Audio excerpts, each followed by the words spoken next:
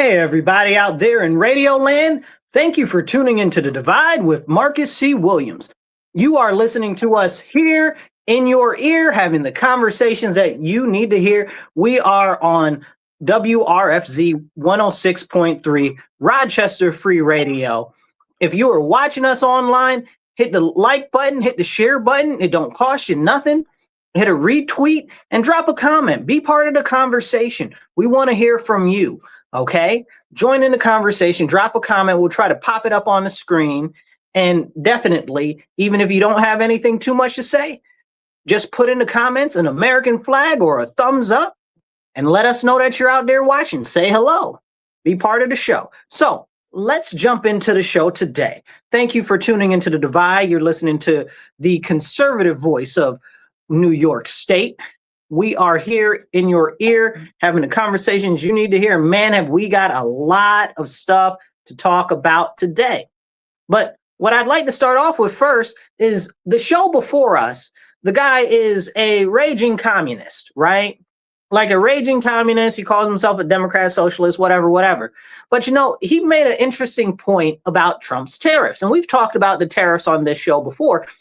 He said what Trump did was cut the taxes for the businesses and cut the property taxes for the businesses before he put the tariffs on, so that way, when he put the tariffs on, it would be offset by the tax cuts that the businesses already got. And I was like, well, you know what? That kind of sounds like a masterful plan. That's like really, really smart and intelligent, a very smart thing to do. But you heard the Democrats scream and fight and kick and moan, talking about, oh, the tariffs are going to raise all of the costs and all of the prices of all of the goods and stuff like that. And here we got this communist socialist guy talking about, yeah, the Trump put on the tariffs, but he offset the cost for businesses so it wouldn't actually impact the people on the ground. I said, it's crazy to me that a communist can say that and give the president some credit for doing something when regular Democrats can't even do that. Like, what is going on here? Like, can we not have that conversation? I think that we should be having that conversation. That sounds very, very important to me. Because what often happens, and I think that this is something that bothers me the most about politics, especially nowadays, is that we see a whole bunch of issues where there's this thing that I like to call teamification, right? So I'm a registered Republican, right? So in my case, if I was a registered Republican, I've got to go with my team. I'm not like that, right? But most Democrats, if you see them, they got to go their team. Nothing can ever be wrong. And it's only their team that can ever be right about anything. There are a lot of Republicans that do that too. But we have to understand that this isn't the way that American politics should be, because it's not even supposed to be or constructed to be a two-party system. This is something that developed over decades and centuries to be this way. And it's really not the way our nation is supposed to be. And it doesn't actually give the best actual representation because of the current power structure. It's also why there's so much kick the can politics where nobody really wants to make the hard decisions that are necessary to address the issues that the common man is facing. And if you follow me frequently, I'll talk about how the government is actually against the people, because that's what it is. The government is a giant behemoth that is against the American people. And it's like that because it is a power structure. And any power structure is going to consolidate power at the top. So what's happened in America is all of the power is consolidated at the top with the elites, with the ultra wealthy, and with the old money families. Like, we can't act like this isn't what's going on in our nation. And more people need to have this open conversation so that when we do run into these different issues and we see that our team isn't addressing these issues, that we're like, hold on a second, who are you really representing? You know, and a lot of people say, oh, well, elections are where we hold people accountable and stuff like that. You got to hold them accountable when they're in office too. Like, what are you doing? You don't just get out and vote. And right now, the scariest thing is so many people don't vote. Like 75% of people don't vote. Now, depending on where you are, that number might change a little bit. but greater than 50% of the general population in most areas does not vote. And that's very, very problematic. But also, we end up with the fact that most people that go out and vote aren't even politically inclined because politics, why bother, right? Well, we should bother with politics because politics affects you every day in your everyday life. The most important thing about politics, and I think people forget this, they'll say, oh, well, I don't want to talk about politics or it doesn't affect me. Yes, politics affects you.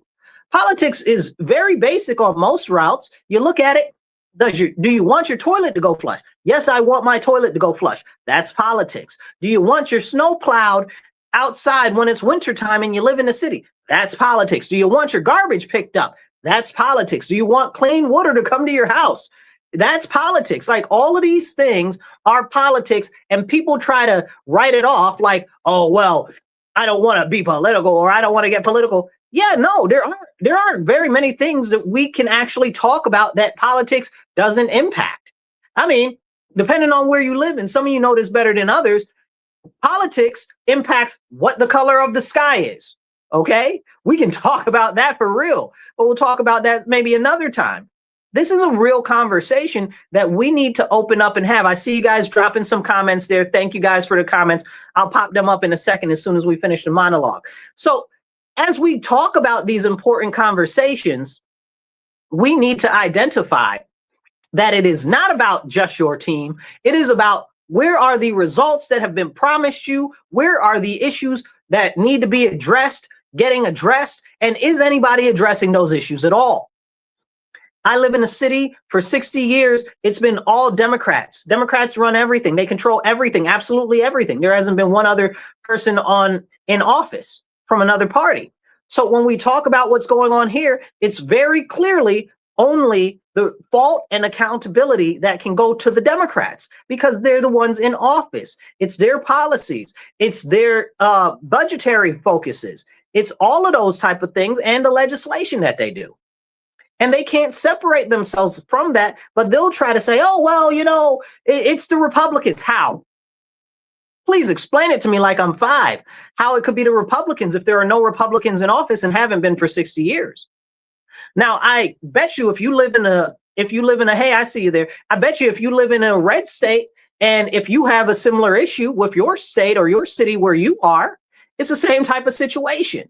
But that's what happens when we get people that are so caught up in this Democrat-Republican teamification, and they're like, oh, my team can do no wrong. No, your team definitely can do wrong, especially when it's in control of every aspect of a branch of government. Like if they control everything in your local government, or if they control everything in Congress. If there was a supermajority in Congress, in the House, and in the Senate and the presidency, okay, that's a supermajority. And then maybe people need to be held accountable for what they're doing or what they're not doing. Right now in the Congress, we don't have a supermajority. We've got a very slim majority for the Republicans. But under, under Obama, there was a supermajority, House and Senate. Now, why didn't the things get addressed that were supposed to get addressed during that time period? Like DACA, the DACA people are still butt out in the air. You know what I'm saying? Like flapping in the wind. Like they never did anything for them. And they've always promised that they're going to take care of them, and they never have. And then they blame it on Republicans. Oh, well, look at the Republicans, don't care about them. They never claimed to care. But when you had the supermajority, you did nothing. Then when you had Biden as president, you did nothing, And then people say, oh, well, look at what Trump's doing and this and that and the third. Let me point this out to you very, very importantly. The president has little to no effect on what's going on in Congress. They can do some trade stuff. They can do some other stuff, some military stuff, but they really don't have that much control of anything. And you can see that right now with our current president because the Democrats fight him on absolutely everything. Everything he tries to do. If he tries to take a poop in the morning, there are the Democrats with a lawsuit against him taking a poop. You're taking a poop before noon, you can't take a poop. It's ridiculous. They fight him tooth and nail, and then they say, oh, well, he's a king. He's a king, and you fight him over breakfast? Like, you know what I'm saying? Like, is this serious? Like, They don't even conceptually understand what that level of despotism or tyranny or even just rulership, right? Like just plain rulership. They don't understand what any of that would even look like because they're saying, oh, well, he's a king. Really? Because you guys got a lot of court cases against this man. So clearly he's not a king. Because if that was the case, everybody be locked up in jail. A lot of y'all would be missing. Okay. Y'all families would never know where you were going. So who is behaving as a king when you can still use lawfare to get injunctions to stop him from doing what needs to be done? Hello. What are we talking about? And again, some people will say, oh, well, you're just talking because you don't like Democrats or whatever the case is. That's not true. Do you listen to me? You need to actually listen to me talk. I don't like big government.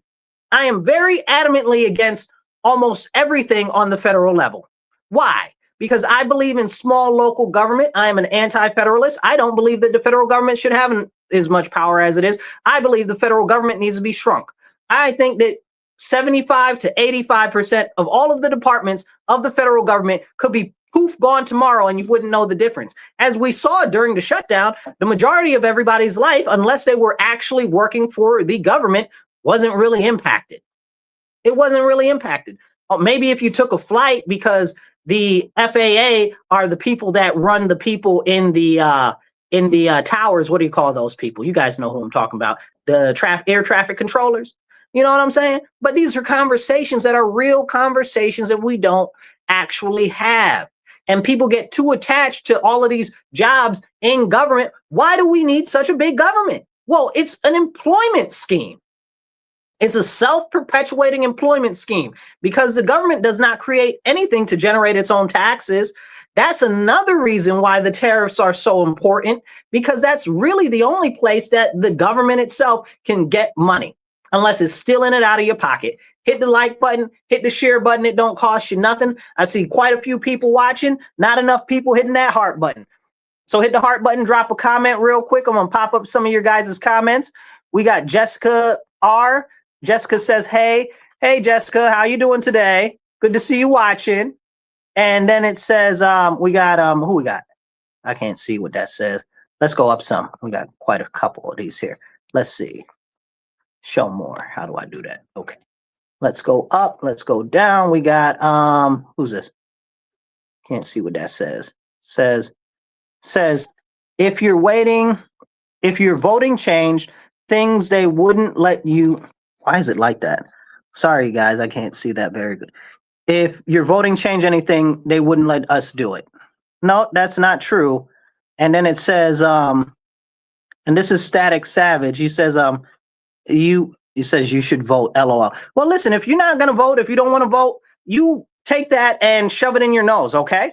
Because that means that you don't care about our nation. It means that you don't care enough to get politically involved and you want to discourage people from getting active. So as far as I'm concerned, you're a Fed. You work for the Feds. You're trying to make it so that people don't get out and vote so that the government can do whatever it wants. So people like you are the absolute problem, okay? Thank you for commenting. I appreciate your comments. Thank you for your time. Somebody says, who's this? Says Rosie. Rosie says the federal government is just an assisted living facility paid for by the U.S. That's absolutely 100% what it is. And we need to have a serious conversation about that because they take way too much of our tax money and do way extra nothing. Now, the following things are two types of taxes that I don't think should be in existence at all. Property tax and taxes on your income. Because you work for the money, you should be able to keep it, right? You bought the property, why are you still paying taxes on it? Okay, it's just a form of indentured servitude to the government forever. Somebody should challenge that in court. There should be no way that that stands. You know, I've always had a question about property tax. It doesn't make any sense. You know, maybe we all need to look into allodial titles or something like that. But whatever the situation is, this system needs to change. This system needs to change because if you paid for it, you should own it. Hit the like button, hit the share button, drop a comment. I'll try to pop you up and make you part of the conversation. We're going to answer. I think we got one more. Okay, we got that already. Let's continue on with the conversation. Now, right now, a lot of you guys know about what happened with Charlie Kirk and his assassination.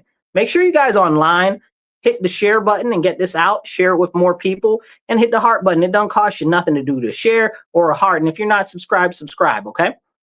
So let's talk about Charlie Kirk's assassination real quick. So Charlie Kirk was assassinated. We all saw it. It was broadcasted everywhere. You know, we got a lot of people on the left cheering his death on, and oh, that's what should be done to all the conservatives or whatever the case is. We got people on the right talking about, this is why we should make sure that we expand government surveillance and other nonsense. And the people on the left are like, this is why we need more gun control. Both of those things are stuff that Charlie was very much so against. And we got people on the right talking about, oh, we need to rein in free speech because of that. Man, what? What a disgrace. How you disgrace his legacy and his name. You know, so, but I wanted to talk about that because I appreciate you. Who's that? Eric? Eric says hi. Hi, Eric. But I appreciate that we can have an open conversation, you guys and me, because we need to have these conversations. Because if they murdered Charlie and instantly you got the right talking about we need to curtail free speech, you got the left talking about we need to get rid of all the firearms, look at how the government is working together against the common man.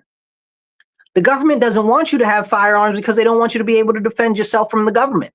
The whole purpose of the Second Amendment is to be able to defend yourself from the government. Okay. And people were like, oh, well, the government's got F-16s and F-35s and you couldn't fight the government. It's not about that. It's about being able to stand up and protect your property and protect your own home. And if I got, I don't know, what is it, $35 million to buy an F-16 or whatever it is, not an F-16, F-35, I don't know how much those cost. Dropped it in the comments. I forget how much they cost right now. The price on them went down. But if I got the money to buy one of them, I should be able to buy one of them. I'd actually, honestly, personally like a couple of tanks.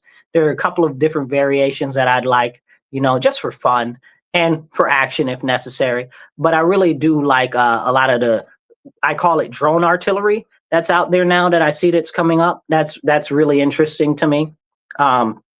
And a lot of the drone defense stuff is very interesting. If it was up to me, I'd buy one of the Rods from God satellite. You know, well, what's Rods from God? It's a giant satellite that the DARPA theorized they could put in outer space, and they could shoot down tungsten rods into the ground and anywhere in any given portion of the world. And it would impact so hard kinetically because of the force of the tungsten rod that it would cause an impact that would create the actual force of an atomic bomb going off with no radiation. I always thought that those were really cool. If I had the money, I'd like to be able to buy one of those. You know, I'm not saying I'm trying to take over a small nation state, but I should be able to buy one if I want to. Look at all the defense contractors. We got defense contractors with their own private armies. I need to be able to protect myself when it comes to that stuff too. Because governments hire out their dirty work and their wet work to people in these different companies and stuff like that. What's Blackwater called now? Whatever Blackwater turned into. And we got a number of other ones too.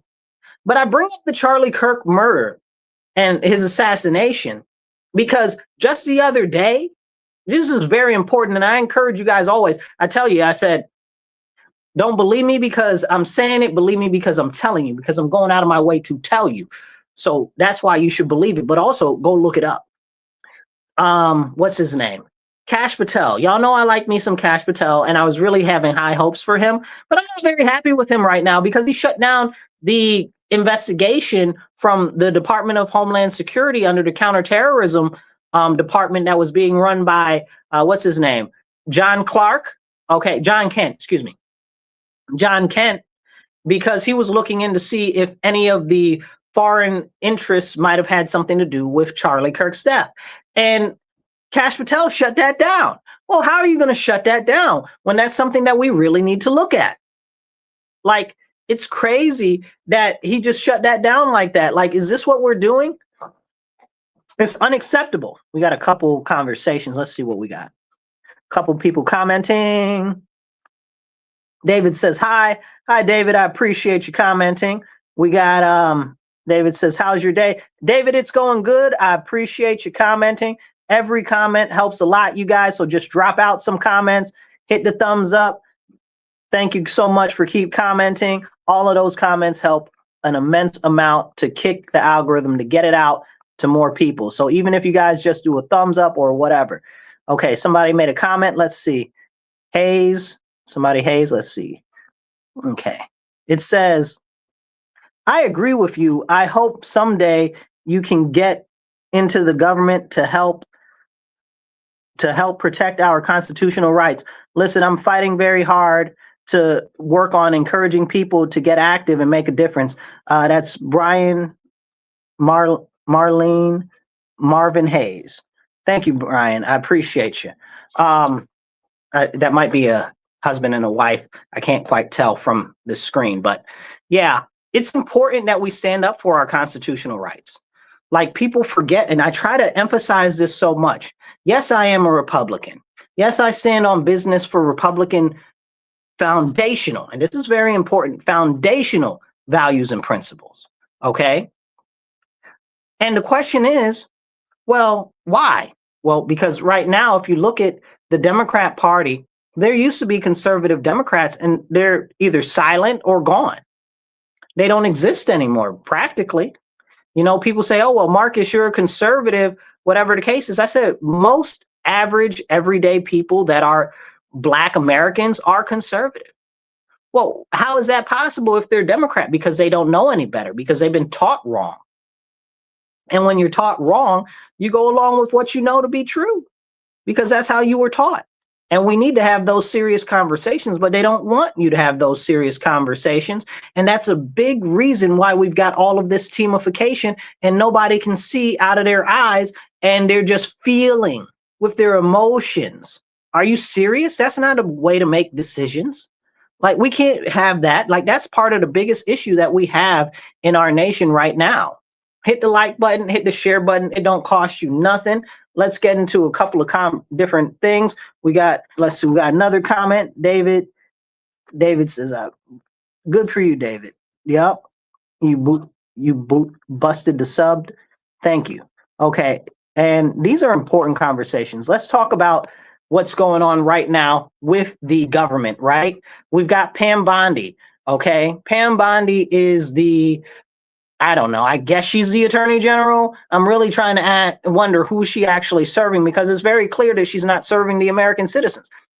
There is a court case that Gun Owners of America took to court as far as the NFA, okay, the National Firearms, the National Firearms Act, right? And she went back, and her thing with that was like, well, we should keep the National Firearms Act because it's another source of tax revenue for the government. What? What? Whose side are you on? Question mark. Because clearly you're not on the side of the people saying anything crazy like that. Oh, well, it gives more taxes to the government, so we should keep it when that limits our constitutional rights? Like, what are we even having a conversation about here? How is that even a conversation?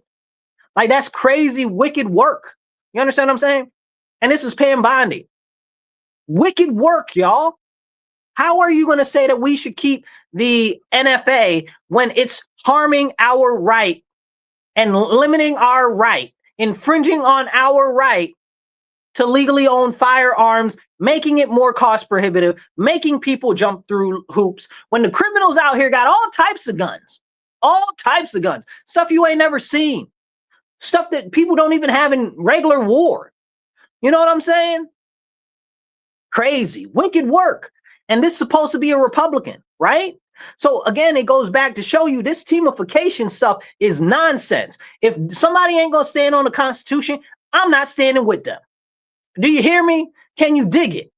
Okay, I don't care, Democrat, Libertarian, Republican, Working Families Party, Constitution Party. I don't care what you are. If you don't stand by the Constitution, I don't stand by you. And we need more constitutional conservatives to stand up. But they don't want to. And that's problematic. And that's why I stand, and I pray that you will too. And I encourage you, hit the like button, hit the share button. Don't cost you nothing. Drop some comments, because that helps the algorithm. And share this out, because it very much so helps. Let's see, we got another comment. Let's see, who's this? It says Rosalind, civics exams should be required to obtain voter ID. Okay, Rosalind, that's a good conversation to have. Let's talk about voter ID real quick. Most Americans believe that we should have voter ID. Point blank, okay? We're at like an 85% of American population, maybe a little bit more, believe that we should have voter ID. We do not have voter ID. Whenever you see, and I'm glad you brought this up, this works into another topic we're going to have. So with the voter ID, people are like, oh, well, black people can't get ID because they're dumb. Who? What? Who told you that? I'm black. I have ID. I even got my passport. Like, what are we talking about? Like, who are you to say that black people are too dumb to get an ID or they're too poor to get an ID? Now, if you look at any states that have voter ID, they will issue you a free ID just to vote. Hello? Is this thing working? Tap, tap. Let me tap this microphone because clearly there are some people that aren't understanding how voter ID works. You understand what I'm saying? And where I live, you can get a non-driver's ID for 15 bucks. 15 bucks. You understand what I'm saying? Like and I live in New York State and we got dead people on our voter rolls that I know are dead. What does it say? Date of births, registrations back in the early 1900s. Come on now, stop playing in my face. I seen one the other day is like 200 and something years old, almost as old as the country. Ain't no way that person's alive. Why can't we have voter ID?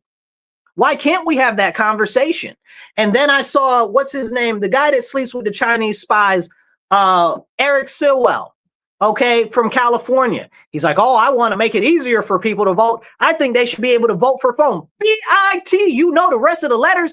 What are we having a conversation about, Eric Stilwell? You want people to be able to vote by phone? Man, where's my glove? Because we need to have a duel. I need a white glove. Somebody send me some white gloves right now. I got to slap this man in the face so we can have a duel outside because one of us got to go after that insanity come out his mouth. Are you serious? You want them to be able to vote by phone? Who? And then he's like, well, if we can pay our taxes over the phone, if we can prepare our taxes over the phone, you can't prepare your taxes over the phone. You can't. That's not how that works. Okay. And then if you think that that is secure, you make it make sense. We're not even it's just so frustrating to even have a full conversation about that. Like it's because it like drains the intelligence from your brain trying to have that level of a conversation. Because clearly that's a non-starter. Vote by phone. What? Is this the freaking what you call them people? The Masked Singer or America's Got Talent or something like that? Like, we're not doing no vote for phone, Eric Stilwell. I don't know how he's still in Congress when we know that he was sleeping with a Chinese spy. Like, how does that guy even still in Congress? He needs to be in prison somewhere, and he definitely shouldn't be able to be in government ever. Ever. For years, he was messing with her. Like, he's probably an agent of China right now. We can talk about that further at another point. I don't want to really jump into him too much right now, but I did want to bring that up, that vote by phone nonsense, because you guys need to be aware of what these people that are in office are saying, because they mean what they say. They always tell you what they're going to do ahead of time. Hit the like button, drop a heart, drop a comment, even if it's just a wavy hand and saying, hey, we got some comments in. Let's see what we got. Let's see. We got to go back a little bit. Rosalind dropped some American flags. Thank you for those American flags. Yes. Let's see. We got a spam message talking about they're going to pay us for more people to watch. We don't want none of that nonsense. We want organic watchers. So definitely hit the like button, hit the share button, drop some comments. Every comment helps. Okay. So this is important stuff that we're having a conversation about. And if we don't have these important conversations, nobody else is going to. Nobody else is going to. Now, I want to jump into a couple of other topics real quick, because it is important that we cover some of the other stuff going on too. Hey, John, I see you there. John says this is why you should be in Congress. John, I appreciate your support from your lips to the Lord's ears.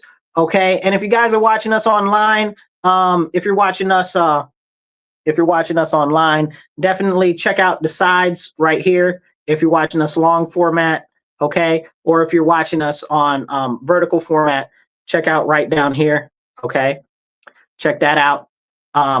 Give to the cause. Let's see what we got going on. The federal judge dismisses the indictments against Letitia James and Comey, excuse me. That's very interesting. So now those got thrown out. I don't know where that's going to go. Now, the Letitia James one, I wonder, is that the one with the property one? Because there's no way that that should have been thrown out.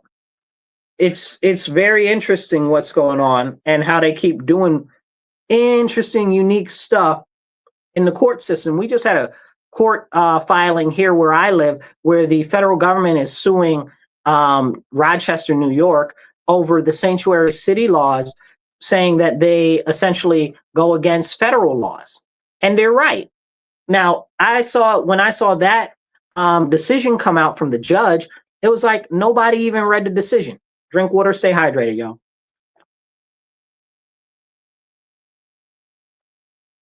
But it was like nobody even read the decision that the judge said. Now, the judge threw out the case. His name is Geraci.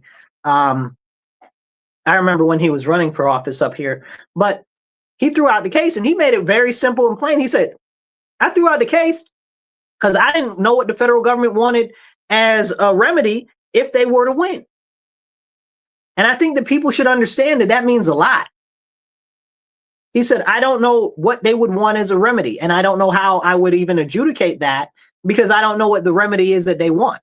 And they were not clear about what they wanted as a remedy if they win the case against the sanctuary city.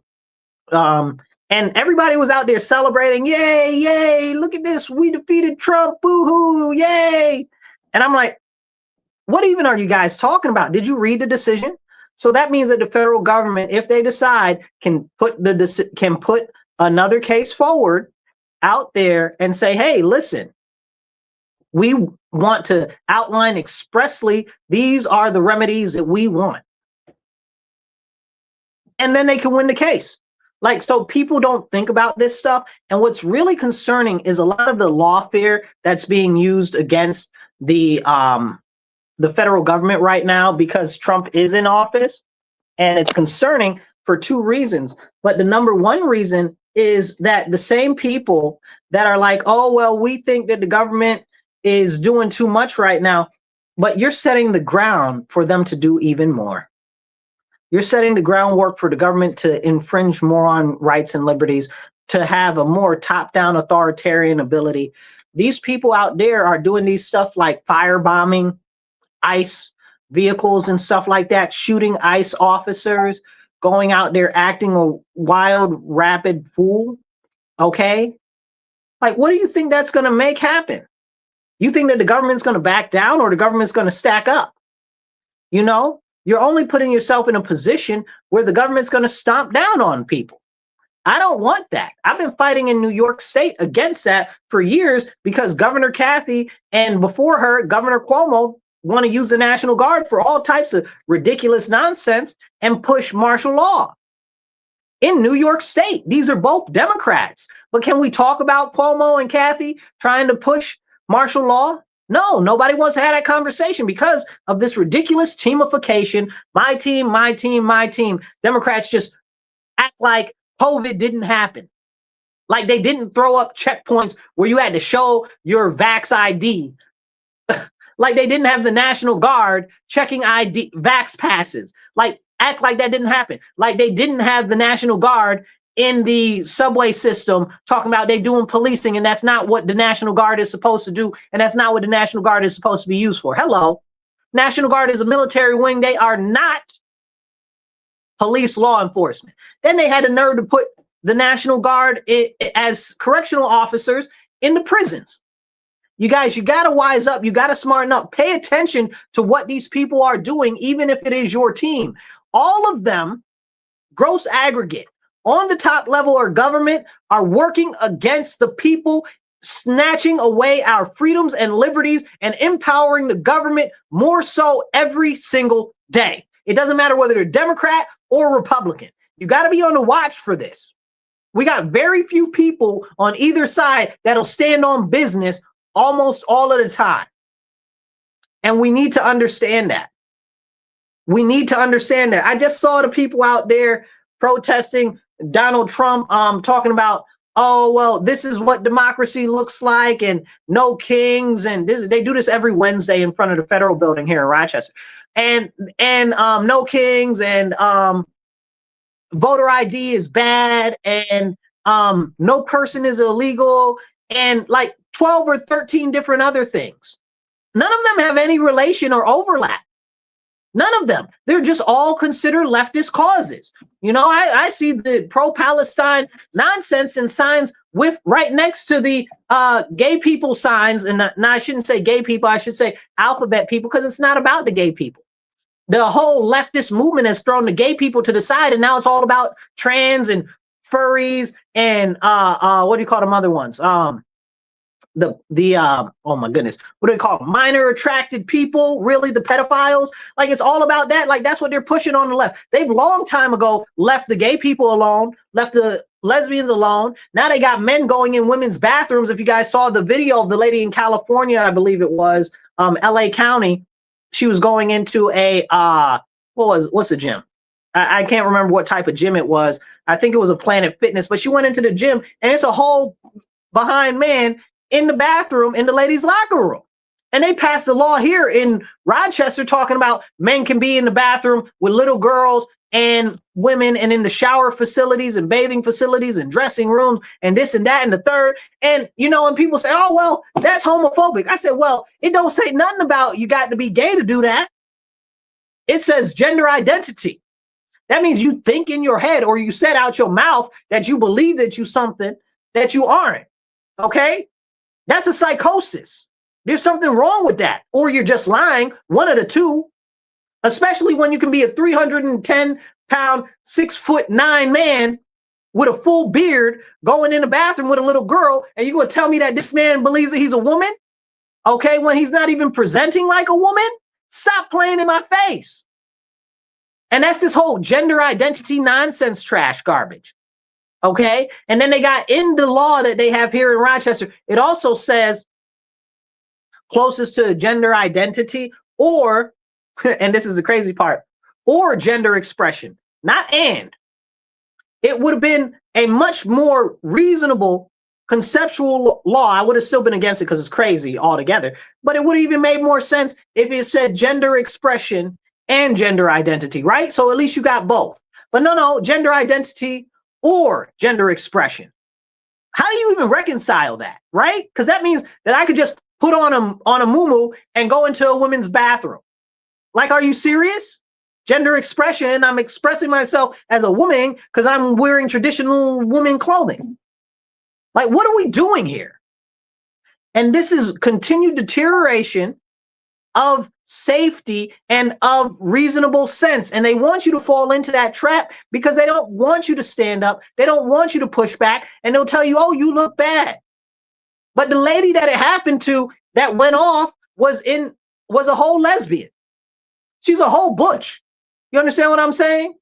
She was a whole butch lesbian, mad that there was a whole full man in the bathroom with her, in the showers with her, looking at her, oogling her naked body and other women. Is that what we're turning our society into?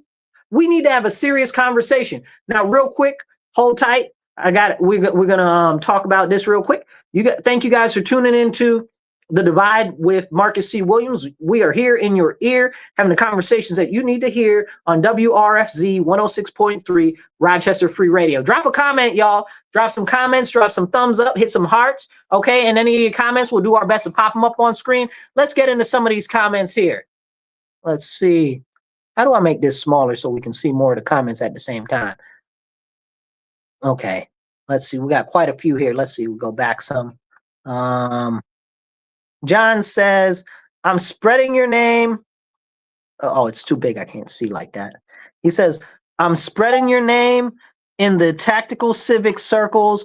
We'll get your name out there. I appreciate you, John. Thank you so much. That means a lot to me. I appreciate your support. I appreciate your encouragement. It means the most to me. John also says, what does it say? I'm out, but not out. My children are coming to the bus. Okay, John, we'll see you when you get back. We'll be here. We're here till 4. Thank you guys, and I appreciate you all tuning in. Hit that share button. Also, you see the screen on the sides right there? If you want to help out, that's what you can do, or down there also, that's an option. Just make sure you're sharing. That's the most important thing. Sharing and commenting. That helps a ton.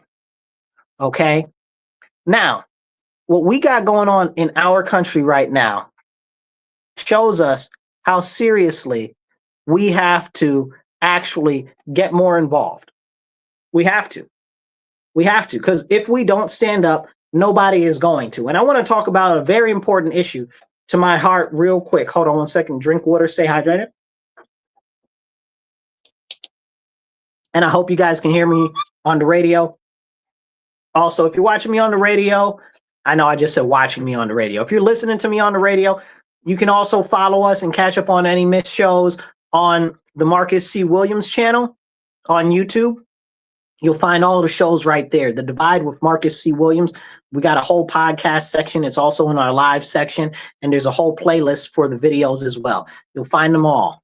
So we got I believe 97 videos. This makes 96 videos.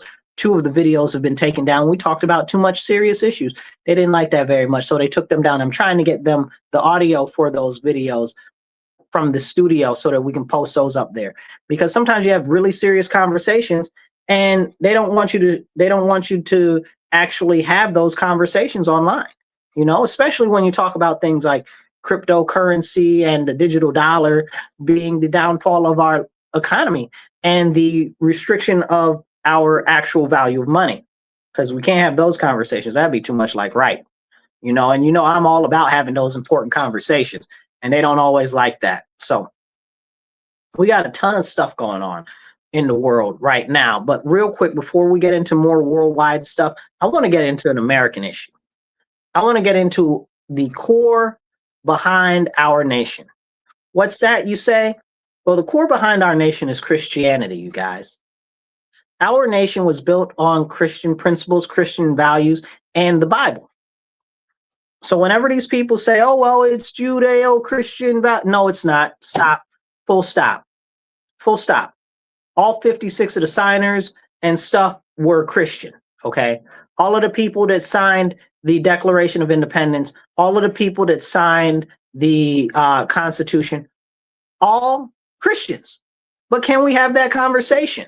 Our nation was founded on Christian values, and if you are a Christian, you already know that you never put a prefix in front of Christian because it makes it not Christian anymore. So whenever you hear somebody say Judeo-Christian values, you say, no, ma'am, no, sir, it is Christian values, period, point blank. Okay? It's very, very important. Very important. But that's the way our nation was founded. And people will say, oh, well, separation of church and state. That's a bunch of malarkey also, because we know that was in Thomas Jefferson's letter to the Danbury Baptists, which was actually about making sure that the state doesn't, the government, okay, not like the state, but in this case, it was actually Massachusetts. But yes, but the government as a whole doesn't establish its own religion like what happened in England, which is where they came from, because context matters, right? So what happened in England? England banished the Catholic Church under Henry VIII, and Henry crowned himself the head of the Anglican Church. And now still today, who's the king now? King Charles is the head of the Anglican Church, right? And they didn't want that. It wasn't about preventing people that are of faith from actually being in politics. It wasn't about preventing Christianity from having influence in politics. It was about preventing the government itself, from creating its own religion. That is very much so important. And that was what the letter was about. And it was a very short letter to the Danbury Baptists from Thomas Jefferson, because at that time, the government of Massachusetts actually had a sanction to get into the government. You had to be a member of this specific congregation that was essentially state sponsored. And that's what we're not supposed to do. Okay. But people don't want to have that conversation. Hit the like button, hit the share, drop a comment. It don't cost you nothing. Let me get some thumbs up, some amens. Okay. It all helps. Now, as we have these important conversations, we need to understand that if our country, because it was founded on Christian values, because it is, we have moved very far away from Christian values, where now the concept is do whatever you want all the time, whatever makes you feel good. That's the first tenet of Satanism. It is. Go look it up. Don't believe me because I'm saying it. Believe me because I'm going out my way to tell you. Okay? It's very important that we understand that concept of do whatever you want. You only live once nonsense is the first tenet of statement of Satanism. It also is like a core thought process of the god Dionysus, and this is a problem. Or even what's his name? Brachus, very similar to Dionysus. I don't actually know that Dionysus and Brachus are two completely different gods. Honestly, I kind of think they're the same one, but that's a whole separate conversation. Now, with this type of concept being pushed in our society every day, push, do what you want, do what makes you feel good. If you think that it's right, it must be right, right? No, that's wrong. That's exactly against Christianity. The concept of Christianity, it says, deny yourself and walk a righteous path, right? Like that's the concept of Christianity. Like this other nonsense is nonsense. And that's why we have no law in our country. We have no rule of law. We have no morals. We have no values anymore because that has been stolen away because they've taken Christianity out of everything in our nation. And it's done a great disservice to our country, And now we've got all of these people who hate our nation, who hate Christianity, getting involved in our government and destroying it even further. We've got these people that are communists and socialists hate religion, any type of religion. The whole goal of communism is completely to be devoid of religion. So is the socialism. Because they know that if you have morals and values that are based outside of the government, then you might decide that the government isn't doing right and you might try to do something about it. But can we have that conversation? These are the important conversations we need to have, but a lot of people don't want to have those conversations because somebody's feelings might feel some type of way. Okay? Like we got to do better as a nation. We got to turn back to the teachings of Jesus Christ and to the Bible and repent so that our country can once again be graced and blessed by the Lord our Father in heaven. This is the problem. The Lord used to be at the front driver's seat of our nation. Now we've put him all the way on the back of the bus outside the door, left him behind on the side of the road somewhere. And we need to come back to that because it's very important. And people are like, oh, well, the separation of church and state. We already covered that. That's not a thing. And then they're like, oh, well, it's in the First Amendment. No, it's not. No, it's not. Again, it's in the First Amendment. It says that they don't want the federal government to make a national setup structured religion. That's like these, like, what did Kamala Harris say? Oh, well, we exist in the context. Well, things do have context. And that's a very important context when it comes to talking about separation of church and state, which does not exist. It doesn't exist. It's not a real thing. It's one of the greatest lies in our nation. The second greatest lie in our nation, I believe. The first greatest lie is that Black Americans are from Africa. That's the first greatest lie. Okay. We are American Indian. But they sold that lie so that they can dispossess us of our land. But when you look at the Dawes rolls and a number of other rolls, what happened is we refused to go on reservations, so they reclassified us as Negro. And we still have the information on this stuff. You can go look it up. You can look up the records in most of the states, and you can look up the records in the Library of Congress. But people don't want to do that because that might actually change the concept and the thought process of our nation, because there are people that are manipulating the history so that they can tell lies and push certain narratives that benefit the elite and the establishment itself. But can we have those conversations? Because those are important conversations. Those are very important conversations. And I look at our country right now and I'm very concerned because we've got this Islamist rise, right? I'm not saying a rise of Islam. Let me be very clear. an Islamist rise, right?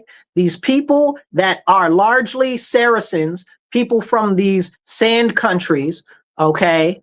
They're all sand, so I don't want to hear nothing about it. All the countries are sand.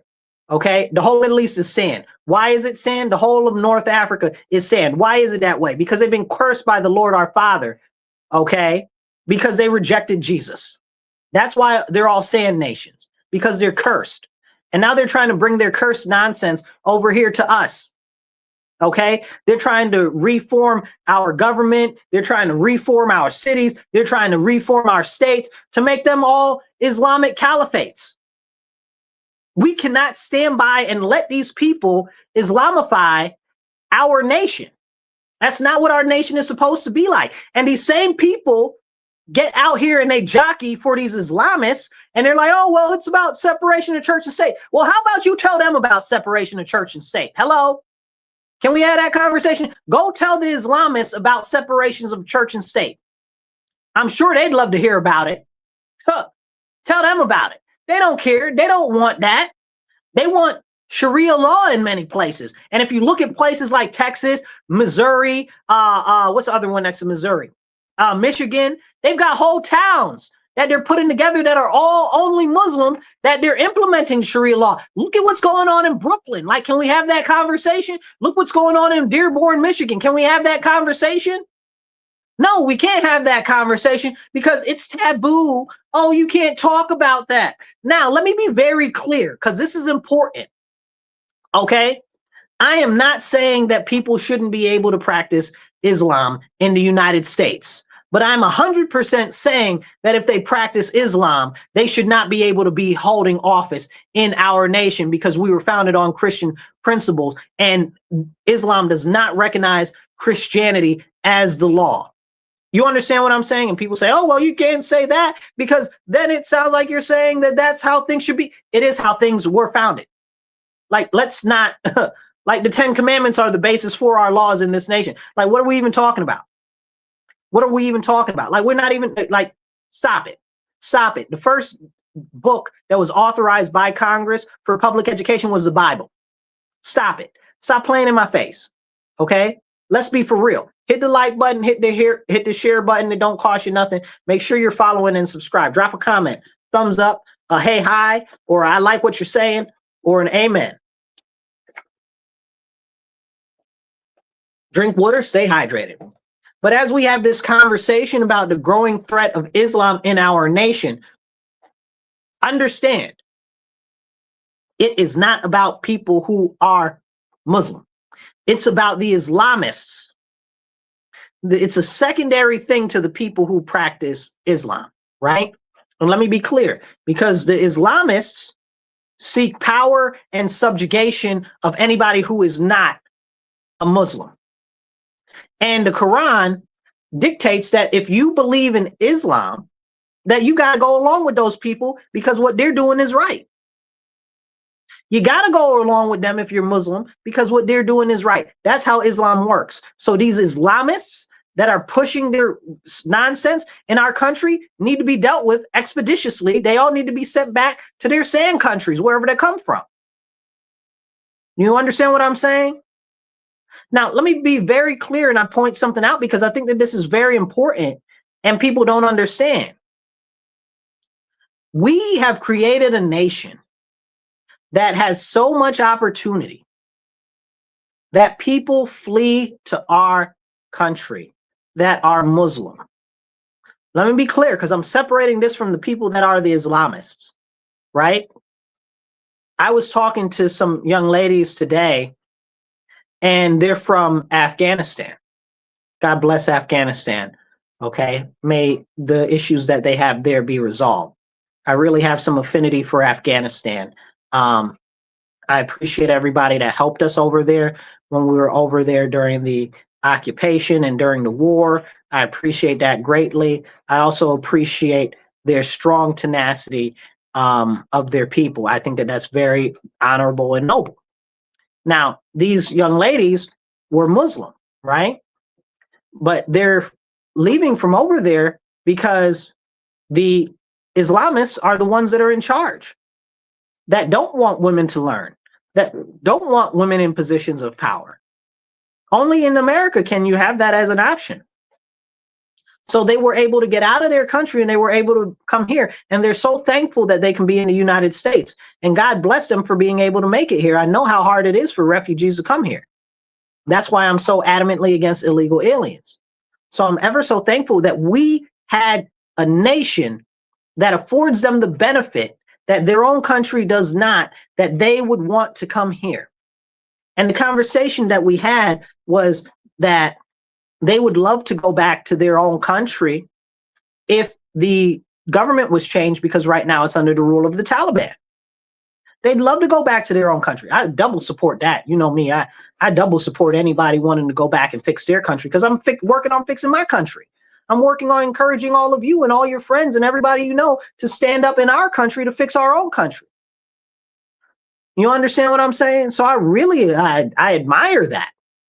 I admire that they want to go back and they want to fix their country, but they can't because of the form of government that's there is an Islamist government, and they refuse to even acknowledge any of the women, and they treat the women like trash, and they don't want them to read or write or anything. And we had a really good conversation about that, and about how the fact of the matter is what the real problem is, not that they want them in the kitchen or cooking and cleaning or whatever the case is, but the fact is that they had known the freedom of being able to have education and more opportunity, and that was snatched away from them, because that's what Islamists do, so that they can maintain power. Like, you got to understand what's going on, and this is why it's so scary and terrifying what's going on with these Islamists in the United States of America, and why they must be stopped. They must be stopped. And I'd really encourage all of the Muslims from foreign nations, especially Afghanistan, that fled the Taliban and stuff, to stand up to these other crazy people that are out here pushing this Islamification and Islamist nonsense in our nation. That's what you ran from. That's what you escaped from. And I understand that they might be a little bit scared to stand up to that stuff and stuff like that, but somebody's got to. You know best how to, like, it's like the same thing with the people that escaped the communist countries. Like, who better to tell the people what the real problem is with communism or socialism than the people who got out of there? Like, you guys got to stand up and say, no, this is wrong. So when I say that I don't want any of these Islamists in government or any Muslims in government, because I know that when they get in there, they're going to try to reform our nation in their own image. Look at Ilhan Omar, right? She's like, oh, I'm not prioritizing America, I'm prioritizing Somalia. When did Somalia become the 51st state? Explain it to me like I'm 5. Oh, I'm trying to make Minnesota an all Muslim state. What? Whose flying monkey's uncle are you? Deport all of y'all back to where y'all come from. You understand what I'm saying? Like, what are you doing? Like, trying to recraft our nation and your nation. If you love your nation so much, go back and fix it. I'm trying to fix my own. Stop trying to recreate my nation the way that you want to see it when your nation is in shambles. Why is your nation in shambles? Because of people just like you, talking all the nonsense just like you. If you can't fix your own country, what gives you the right to come over here to try to reconfigure our country to look like your trash whole country? You escaped from over there. Why'd you come over here? Because it wasn't good over there. So go back over there if that's your priority. You understand what I'm saying? Somebody needs to stand up and say something. Because we give these people an opportunity to come here as a nation that is separate from their own, that has the ability for them to have freedom. But these Islamists stamp and stomp all upon it. We can't have this. We can't allow this to go on. It's one of the biggest threats that we have internally to our nation, but people don't want to have that conversation. And when you do, they want to feel some type of way or whatever the case is. No, this is a Christian nation, and we afforded all of these Muslims that wanted to escape their own countries to come here to a more prosperous nation, to a more stable nation, so that they can either prepare themselves to return home and fix their own homes, or to build a new life here, not to change our country into what they want. You understand what I'm saying? That's crazy. That's absolutely insane. Hit the like button, hit the share button, drop a comment. It don't cost you nothing. And if you're watching us online, check out right on the sides right here. If you're in horizontal format, check those out. And if you're in vertical, check out right down there. All right. So as we have this conversation, make sure that you're commenting, make sure that you're sharing. It's ever so helpful. Now, be part of the conversation because this is an important conversation. We must restore our nation to Christianity, or there will be no other place on the earth for these people to run to. Look at all of the death and destruction in these other nations. And where do they run to? They run to Christian nations. You understand what I'm saying? Like, it's crazy what's going on in Ireland or England or France. You know what I'm saying? Spain seems to be doing all right, but they had to kick the Muslims out of there one time already during the Reconquista. So I don't think they're too avid to let them really get a foothold out there. Same thing with Portugal. So we'll see what happens over there. But we need to be prepared for that in our nation, and we need to be pushing back now, especially all Christians. Then I got a rebuke for the Christians. You guys, how are you Christian and you're out here voting for people that aren't Christian? Make it make sense. Drink water, stay hydrated.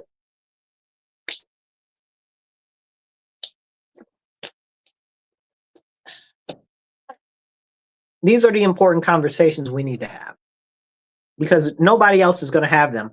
If not us, then who? It's got to be us. Hit the like button, hit the share. It don't cost you nothing. Now, let's go into some of the other stuff going on in the world right now. And if we have any time, we'll come back to this because this is a very, very important topic. See if I can fix the camera.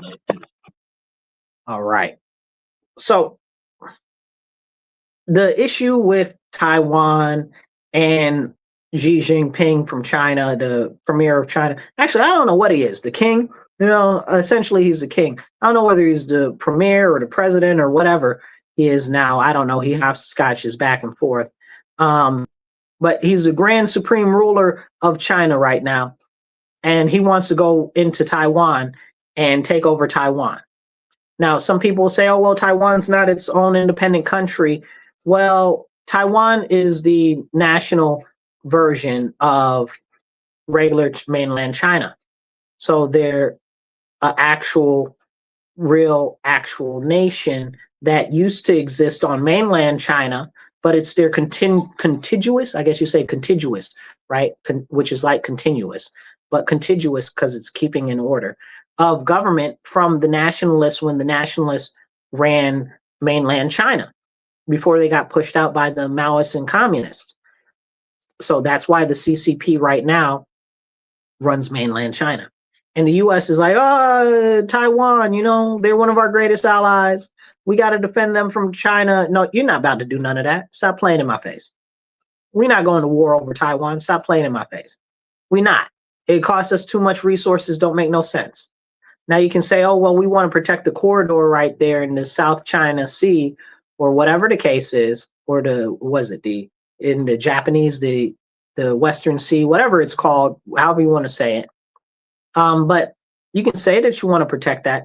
No, nobody's really going to do that. Like, you're not going to commit the troops and the stuff to do that. Like, Taiwan is not the United States of America, and we don't even really officially recognize them as a nation independent of mainland. Can we have a serious conversation about that? And China's got a big sticking point on that because that's been part of the sale of Xi Jinping for years, that he's going to actually retake Taiwan. And he will. They're preparing. They're building up their army and military to do that. And the U.S. is like, oh, well, no, you're not. No, you're not. That's why you're reshoring all of your manufacturing for chips and stuff like that. That's why it's important that we get the adequate people to work these jobs and positions, and we actually have them start training youth and young adults for these positions so that people can get those jobs, because nobody's training to be, what do you call it? There's some of the names for the different jobs that they have, that they make these microchips. I forget some of the names, but like nobody has training for that. Nobody's going to school for that. Like, that's not a school even, like, so we need specific trainings for that. Now, we'll see what happens with talking about foreign countries with Venezuela, because Maduro has allegedly said that he's willing to step down if it brings peace to the country. So we'll see what happens there. I'm very interested in seeing what happens there. I was reading some stuff and things like that, talking about how really it's not the cartels that run stuff in Mexico. It's really Venezuela. Now, I don't honestly know how true that is, but when you look at the fact that MS-13 runs the death train in Mexico, you got to start asking yourself questions.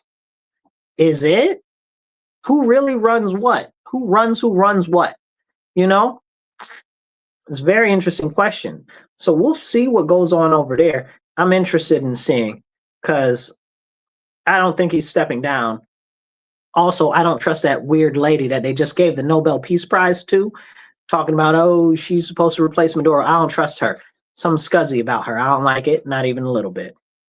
So we'll see what happens. So that's what's going on.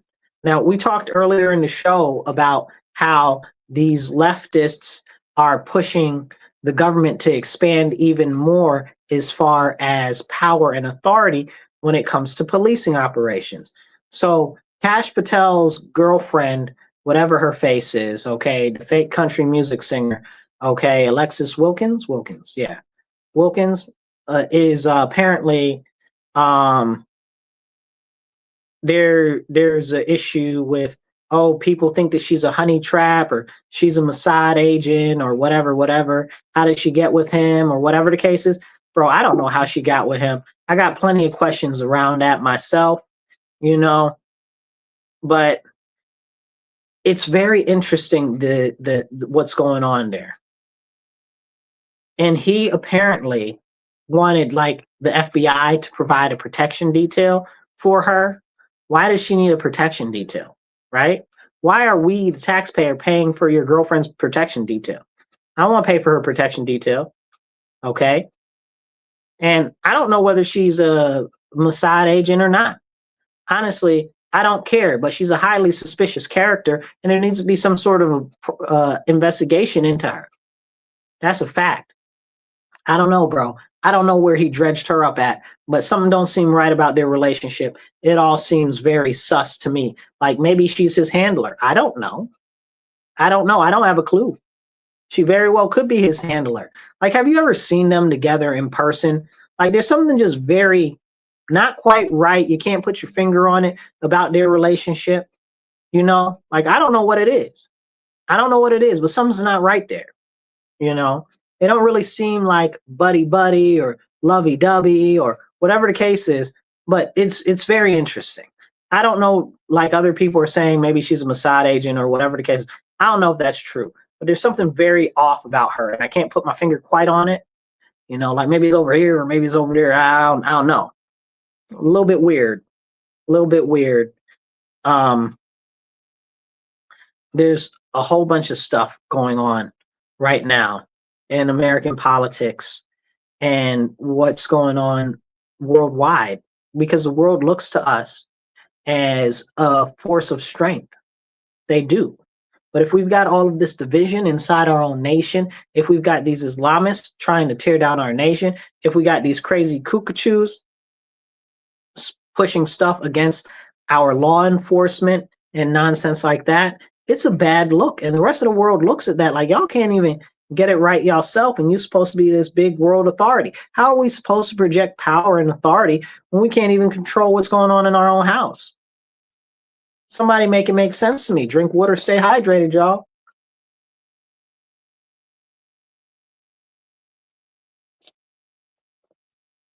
Somebody make it make sense. But nobody's trying to make it make sense. It's very, very, very, very, very concerning that we're not having a serious conversation on the fact that we are the world's strongest power. And in order to stay that way, we must be able to project power. But when we've got all of these weapons and the military industrial complex and all of that, but inside our house, we got rioting and people acting up and foreign people influencing our elections and stuff like that. You know, we're not having real serious conversations. Now, I'd be interested to find out if Trump is having a real serious issue with this Maduro situation has anything to do with the 2020 election. Because if you guys remember, I forget the other name of the other company. Oh my goodness, what was it? Smartmatic, right? The Smartmatic machines and stuff like that were always said to be done by programmers that were originally from Venezuela, that was done through a shell company. That was also the other company. Oh my goodness, what are those other machines? We got those machines now.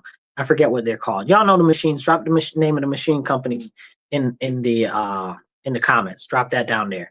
But yeah, so Smartmatic and the other company, I forget the name of it. It's slipping my mind for some reason.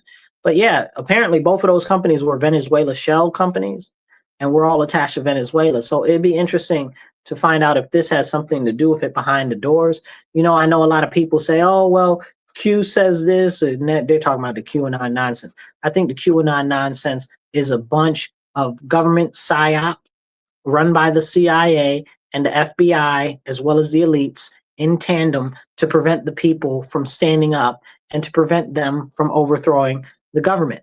I believe that that's what it was all about, because they saw that people were getting real antsy, and if they gave them a little bit of hope, that they wouldn't take any level of action. Okay, so if anybody talks about, oh, overthrowing the government or not, whatever the case is, no, you missed your chance. It's over. The next time that anything like that possibly comes up, it's only going to be after massive death and massive bloodshed. That's where we're at. Frankly, you look at now, they got Blue Anon, you know, the Democrats' version of QAnon. They're like, the elections were stolen. But these are the same people that told us the elections were safe and securest elections ever. You know what I'm saying? Like, you can't even listen to these people to take them serious.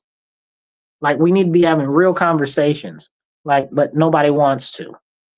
We have to recognize that the government itself is against the people. That's why we need to limit the power of the federal government, especially, and of the state level government, to re-empower the people, to re-empower the citizens. It's all about the divine sovereign individual, because we were blessed from God with our own individual rights as creations from the Creator. That's why we have the Bill of Rights. That's why this stuff is so important to have these real conversations about, when it goes back to why we shouldn't have anybody that's not Christian in these offices. Like, it all rolls together. All of this is about power and control. We look at why they let all these illegal aliens into our country. It's very, very simple, because they want to use them as a buffer to prevent people in the middle class from moving up to the high class in the social economic scheme of things. They also want to use it to eviscerate the middle class so that people are more dependent on the government. Again, it's about power, and that keeps the government in power. They can also use the illegal aliens as a mercenary force against us as the people, because, well, they don't have allegiance to our nation, you know, and that's a very, very, very important conversation to have. We need to have more of these important conversations. So please hit the like button. It don't cost you nothing. Hit the share button. It don't cost you nothing. And if you're not following and subscribed right now, hit that subscribe and follow button. Make that bell ding. Drop some comments. The comments help too. Okay. And if you're following us online, see the sides right here. Check that out. And if you're vertical, right down there. Okay. So this is important to have these important conversations. A couple of other things that I want to hit on. We only got a couple of more minutes here. I wonder if we get enough time to get them all in. Is this nonsense with Ukraine, right? So the nonsense in Ukraine is very, very important to talk about, because there's a Ukrainian peace deal on the table right now. Russia's agreed to it. Many of the ministers in Ukraine agreed to it. And now all of a sudden, France is like, no, we don't want to do that. Germany's like, no, we don't want to do that. Who the heavens gevens are you to tell them that you don't want to do that? You are not Ukraine. You do not have the best interests of the Ukrainian people in your thoughts or in your prayers. Like, you know, like they say, thoughts and prayers. Y'all don't really care. Like, you don't care about the Ukrainian people. Somebody got to care about the Ukrainian people. And the president of the United States is trying to actually give them some rest. You know? Oh, well, we don't want the Ukraine to concede any of the territory to Russia because it'll hurt their pride. Excuse me? Who's stupid? Who's stupid? You don't want them to concede any of their land because it'll hurt their pride. Are you dumb? And then you'll hear other people say, oh, we don't want Ukraine to cede any of their land because it'll just embolden Russia more. Are you dumb? Like, you don't know the history of Ukraine at all. Like, you don't even know the recent history of Ukraine. And see, the fact of the matter is I don't expect most individuals on the street to know the immediate history of Ukraine since the fall of the Warsaw Pact. Okay, but I do expect these people that are in power, especially in Europe, to know the history. Plus, all of them are decades older than me, twice, 3 times older than me. They lived through the fall of the USSR. They know what time it is. They know what happened. They know the promises that were made on no NATO expansion if they broke up the Warsaw Pact. Honestly, I think that Russia should have never broke up the Warsaw Pact. I think that was a dumb idea, and that's led to a number of issues in places like Afghanistan. That's the reason why Afghanistan's so jacked up now. Okay? That's the reason why we've got all these issues in these other stands. All of the other stands were pretty much part of the United Soviet Socialist Republics, you know? Like, but can we have those serious conversations? Nobody wants to have those conversations. And they're like, oh, well, we don't want them to give up any of the land. You don't want them to give up any of the land. Why? Why? The area in the Donetsk, I'm not saying it right today, but you know what I'm talking about. In the Donbass over there, Luhansk and Donetsk, I'm not pronouncing it right, but the Donbass over there, like that was already an autonomous zone. It was supposed to already have autonomy from the greater whole of the nation of Ukraine. Why was it supposed to have autonomy? Because those are ethnic Russians over there, which the government of Kiev, okay, under Zelensky, was slaughtering. Like, can we have that conversation? Or can we have the conversation about how Zelensky was purposefully bombing churches, raping nuns, and putting priests to death and putting them in jail? Like, can we have those conversations? We can't have those conversations. Nobody wants to talk about that. Like how Zelensky was having the military shoot any males that were running away from the front lines, like you'll fight or you'll die type of situation. Can we have that conversation? Trump calls the war over there a meat grinder. It's nothing but that. It's so sad, the ridiculous loss of life for no real reason. No real reason. So we got all of these people talking about, oh, we're from France or we're from Germany or we're the British and we don't want them to do that. Who are you to say what's best for the Ukrainian people? You don't care about those people. Stop lying. You know what these people are going through, and how come none of the resources and all of the clothes and all of the stuff? I was talking to a Ukrainian friend of mine, and she was like, yeah, you know, all of the clothes and stuff that they send over there, talking about they're donating them, the government takes them, and people that are in power, because there's so much corruption over there, people that are in power, they take them, and then they show up at local grocery stores for sale. How's that work? How's that work? Make it make sense. But these countries, other foreign leaders don't care about Ukraine. They're using it as a tool to weaken Russia so that they can continue their globalist agenda. You know, pray for Poland and for Hungary. Okay, may they stay strong. I don't know what we're going to do with Slovakia and what's going on there. I don't know. Pray for them that they stay strong and separate more so from the European Union, which has this whole globalist NATO nonsense agenda and the United Nations agenda. So these are very serious things that we need to have conversations about, but people don't want to have those real serious conversations. You know, and lastly, before we get out of here today, I want to talk about the Muslim Brotherhood, because I've been seeing people talk, oh, well, Trump's about to label the Muslim Brotherhood a terrorist organization. Do you even know who the Muslim Brotherhood are?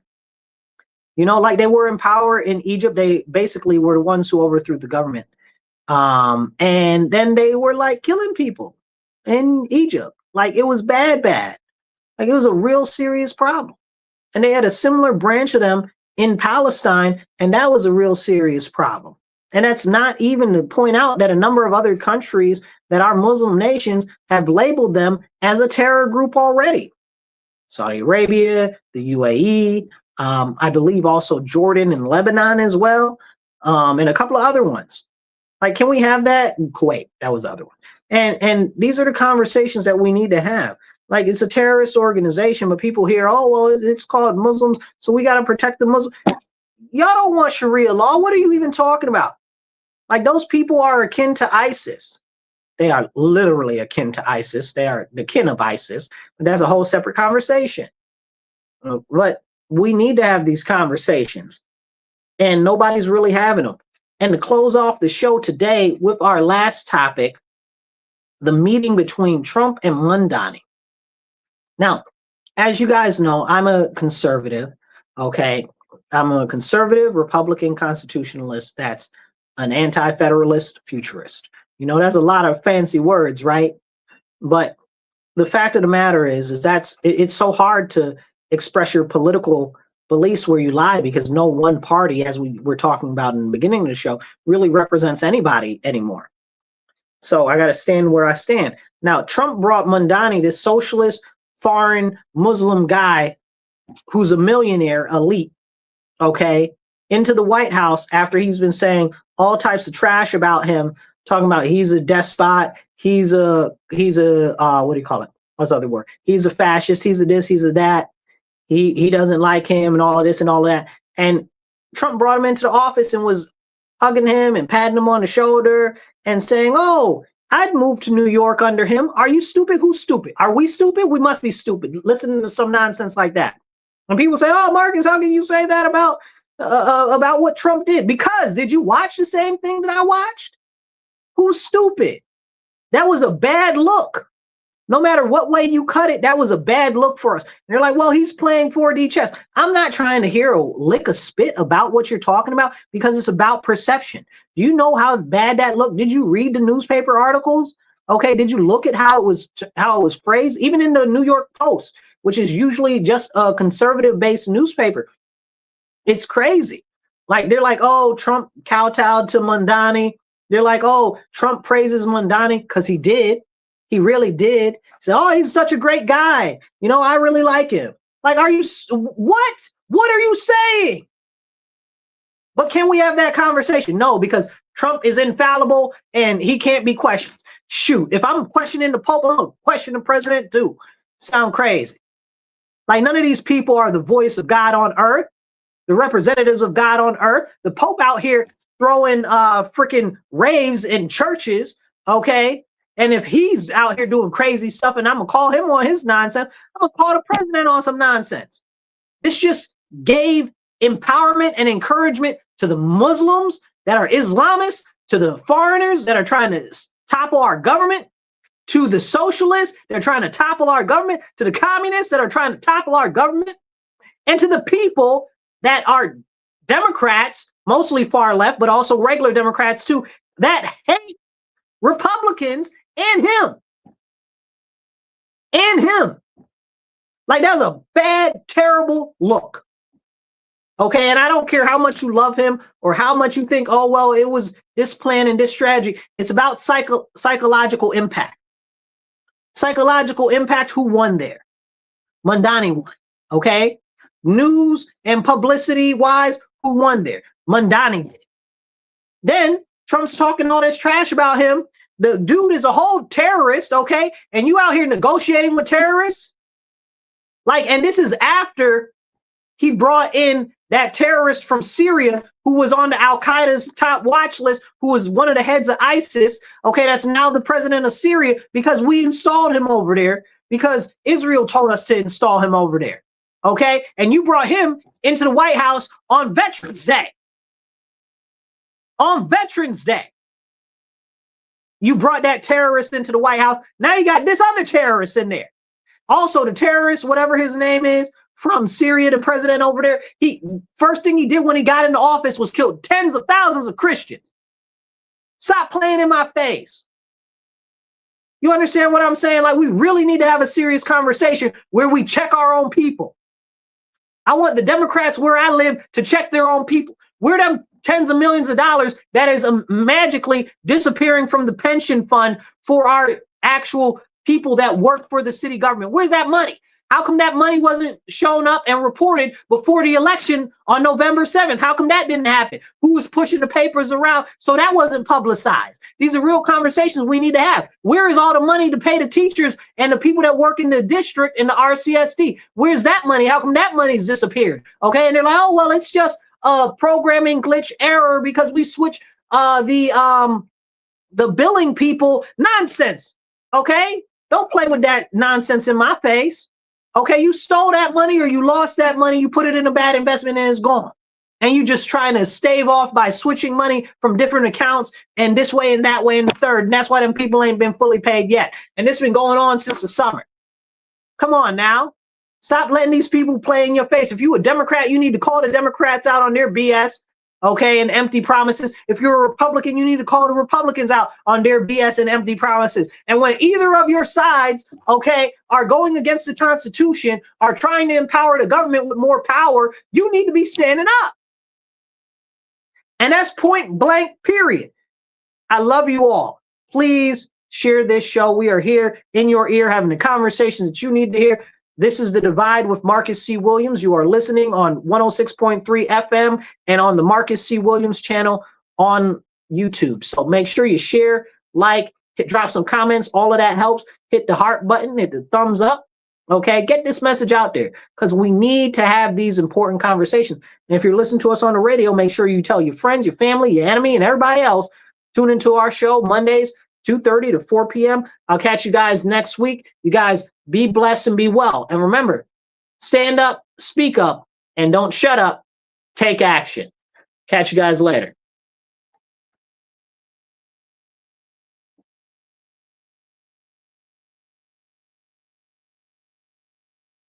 All right, you guys. Thank you, everybody, for tuning in online. I appreciate you guys. Make sure you share this video out.